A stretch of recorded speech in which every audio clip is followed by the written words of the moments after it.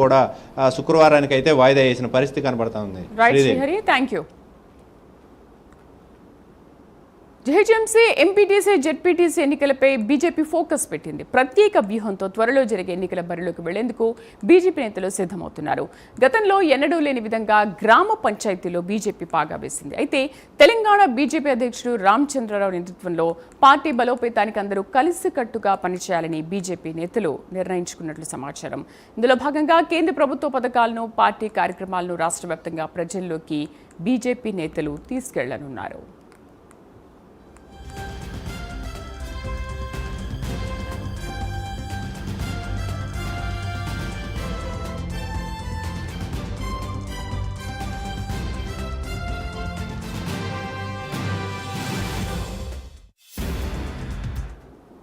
మా కరెస్పాండెంట్ నాగేంద్ర పూర్తి సమాచారాన్ని లైవ్లో అందిస్తారు. నాగేంద్ర, జీహెచ్ఎంసీ, ఎంపీటీసీ, జెడ్పీటీసీ ఎన్నికలపైన బీజేపీ ఎటువంటి ఫోకస్ చేసింది? ఒక ప్రత్యేక వ్యూహంతో కూడా వెళ్తారంటున్నారు. అసలు ఎటువంటి వ్యూహాన్ని అమలు చేయనున్నారు?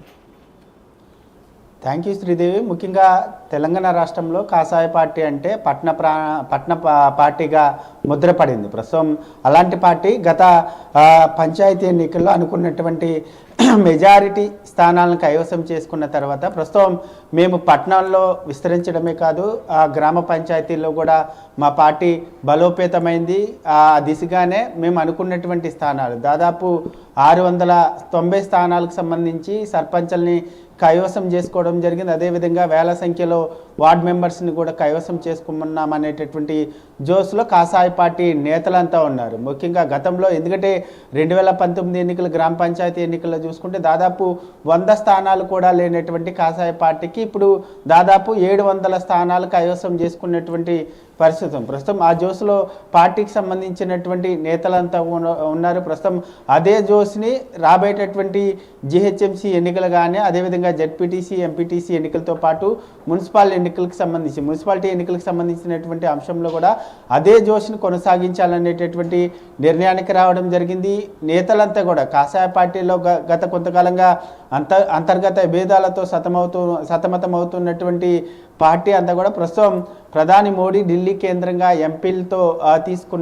ఎంపీలకి క్లాస్ తీసుకున్న తర్వాత నేతలంతా కూడా ఒకే తాటిపైకి వచ్చి పార్టీని ముందుకు తీసుకెళ్లాలనేటటువంటి నిర్ణయానికి రావడం జరిగింది. ముఖ్యంగా బీజేపీ పార్టీకి సంబంధించినటువంటి 8 మంది ఎంపీలు ఉంటే 3 వర్గాలుగా ఎంపీలు విడిపోయారనేటటువంటి చర్చ కూడా ఉంది.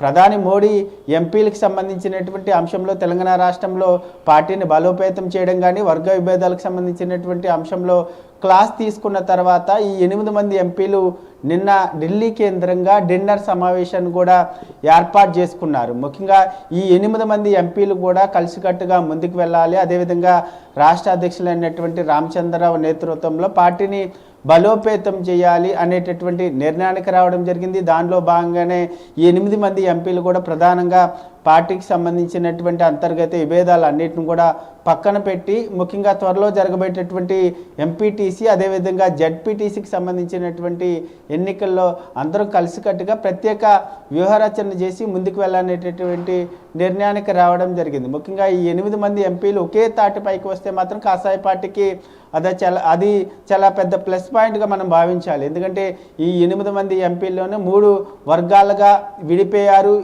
వీళ్ళ మధ్య ఉన్నటువంటి అంతర్గత విభేదాలతో ప్రధానంగా బీజేపీకి సంబంధించినటువంటి శ్రేణులంతా కూడా కొంత గందరగోళంగా ఉన్నారనేది ప్రధానంగా కరీంనగర్కి సంబంధించినటువంటి ఉమ్మడి కరీంనగర్కి సంబంధించినటువంటి పార్లమెంటు నియోజకవర్గంలో మనం చూస్తే చాలా స్పష్టంగా అర్థమైంది. ఎందుకంటే పంచాయతీ ఎన్నికలకు సంబంధించినటువంటి అంశంలో 2 ఎంపీల మధ్య జరుగుతున్నటువంటి అంతర్గత విభేదాలతో అక్కడ తారాస్థాయికి చేరుకున్నటువంటి పరిస్థితి. ప్రస్తుతం ఈ 8 మంది ఎంపీలు ఒకే తాటిపైకి వచ్చినటువంటి నేపథ్యంలో బీజేపీ శ్రేణులంతా కూడా కొంత సంతోషం వ్యక్తం చేస్తున్నటువంటి పరిస్థితి ఉంది. ఇప్పుడు బీజేపీ రాష్ట్ర అధ్యక్షులు సైతం గెలిచినటువంటి సర్పంచుల వద్దకు వెళ్ళడం, అదేవిధంగా వారికి మరింత జోషుని తీసుకురావడంతో పాటు అదేవిధంగా ఇప్పటివరకు పార్టీగా ముద్రపడినటువంటి బీజేపీ పార్టీ ఇప్పుడు పల్లెల్లో కూడా బలోపేతమైంది అనేటటువంటి అంశానికి ప్రధాన నిదర్శనం మనం గెలుచుకున్నటువంటి సర్పంచ్ పదవులు కాబట్టి ప్రతి ఒక్కరు కూడా వచ్చేటటువంటి జిహెచ్ఎంసీ ఎన్నికలు కానీ అదేవిధంగా జడ్పీటీసీ ఎంపీటీసీతో పాటు ఏ ఎన్నికలు జరిగినా కూడా ప్రతి ఒక్కరు కూడా సమాయత్తంగా ఉండాలి. దానికి సంబంధించినటువంటి అంశంలో ప్రత్యేకంగా ఒక రూట్ మ్యాప్ను సైతం సిద్ధం చేస్తాము త్వరలో అంటూ కూడా వారంతా కూడా చెప్తున్నటువంటి నేపథ్యంలో కాషాయ పార్టీకి కొంత ఓరటను కలిగించేటటువంటి ఫలితాలు ప్రస్తుతం గ్రామ పంచాయతీ ఎన్నికల్లో వాళ్ళు విజయం సాధించినటువంటి అంశాన్ని మనం పరిగణలోకి తీసుకోవాల్సినటువంటి పరిస్థితి అయితే కనిపిస్తుందని చెప్పాలి. Right Nagendra, thank you.